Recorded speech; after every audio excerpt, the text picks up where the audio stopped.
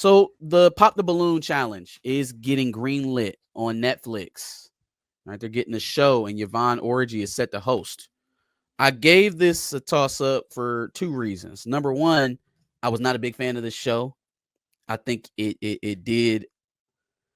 didn't really do us justice in terms of the mass consciousness about what people think about us. It also didn't do a whole lot of good in regards of relationship conversations online. Like I felt like a lot of what is said on this show is driven from dialogue that you can often see online, Right, right, right? right. You know, I gotta pop my balloon because you got kids. Okay, well, Right. you don't never want to have children, or you just can't accept anybody else's children. Oh well, how much do you make? Oh, less than six figures. Oh no, I need a man who can make more than six figures. How much do you Right. make? Well, I make 40K. Oh well, but I need to be taken care of. It's just it's weird expectations on both men and women. And the show just kind of perpetuates that idea of this is what is normal. You know, it's hard for me to see, or at least have my lived experiences out in the real world and connect it back to what people say on the internet, Right. because it's just Mm-hmm. not real. And most of the times when I see people pushing that narrative or telling people that's how it is, or how to get girls, or how to talk Mm-hmm. to men, or whatever, it's like you come off as a person who just doesn't have the practical experience. Like you're not outside enough. Yeah, You just yeah, not. yeah. I wonder, and I didn't read the article, so I wonder, is this a I wonder how this is gonna come about. Like, what is this? Like, is this sketch or is this reality? Is this gonna be exactly how it Oh, is? okay. I see what you're saying. I wonder what this looks like.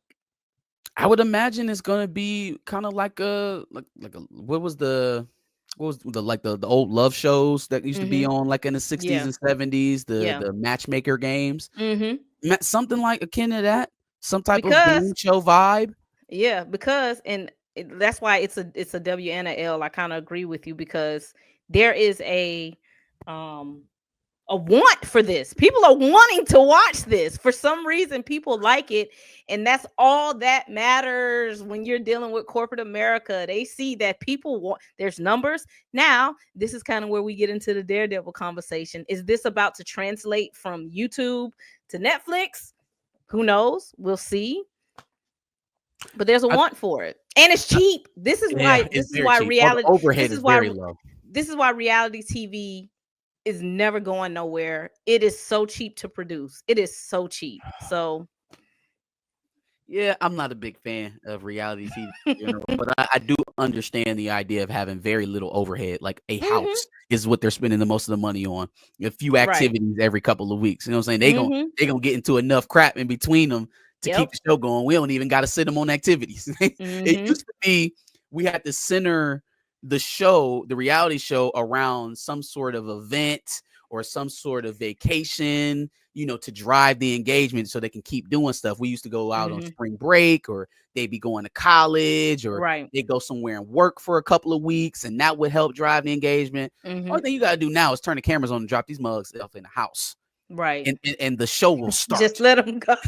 The show will start from baddies to love and hip hop to Real Housewives. Put the mugs in the same room for about an hour and just turn the camera on. And I remember when Discovery Plus launched.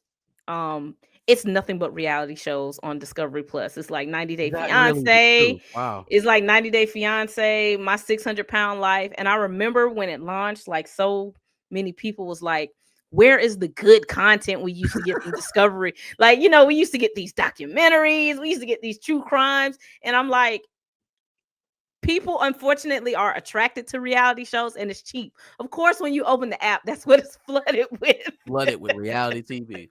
It's cheap. It's crazy. They're paying these people $10,000 for 10 episodes. What? Yeah, no, when you get into some of the breakdowns, so Mimi Foss had talked about this before, about why she did that sex tape with Homeboy with what's Rat Face I name? forgot his name. I forgot Yeah. it. But the reason why is because they were potentially talking about cutting her out for season 2 of Love and Hip Hop because her storylines had gone a little bit stagnant. Mm-hmm. And she like, man, I'm only making like 2,500 an episode as it is. Mm-hmm. Like I don't got time to be out in the unemployment line. So Right. what's gonna make this shake? And so she just comes up with this idea. And I'm like, dog, like, so the prospect of going back and being a 9 to 5 hurt so much that you went and busted out on camera to stay on TV. Like reality TV is definitely a detriment to the community. But at the same time, like you explained it, it's an easy opportunity. There's not that much overhead involved, and they are very willing to put you on screen in that regard. It's just, what do you do when you get there? Do you gotta act a fool? Like you don't have to perform so well once you get there. You know, we can buck the expectations sometimes. But when they're going through the casting, they know who they're looking for. They Yeah, know, they do. okay, I'm gonna pick this guy. He's a little bit more meek and laid back. I'm gonna pick this guy. He's a firecracker. Pick this girl. So they're putting all these weird personalities that it's just gonna blow up no matter what. Yeah. It's just you put all these different personalities, it's gonna explode. But I was talking about this with my homeboy.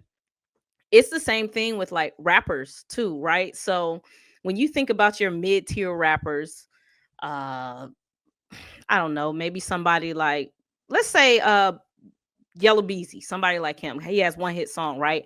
All right, so you sign to these record labels, they give you 2, 3, 4 million. You automatically upscale your lifestyle exponentially, right? So after a year, 2 years, when That's On Me, Baby ain't a hit song no more, you're kind of like, oh, I gotta maintain this lifestyle. How do I do it? So it's the same thing with these reality shows. You start getting a little extra money, you upscale your lifestyle when you should really just stay where you are. And you're like, okay, what can I do to end up back on the show? And that's where you end up with the Mimi Foss of the world. Like, that is legit how it happened. She was like, shit, I'm about to lose my house. I'm about to go back to the apartments. Oh Lord. When maybe you should not have gotten a big house. Maybe you should have got a little townhome, rented a house at Airbnb. Set the bar so high. Like, she fought Jocelyn in that first season like 2 or 3 times. It's like, all right, you got to keep this going. And we don't just want to see Jocelyn fights. We want to see other fights. Yeah. Find somebody else to beef with. Atlanta's big. You got to have another Indian out here somewhere. Yeah. So it's capitalism, man. Capitalism. It's always going to roll back to money. Capitalism. Truth.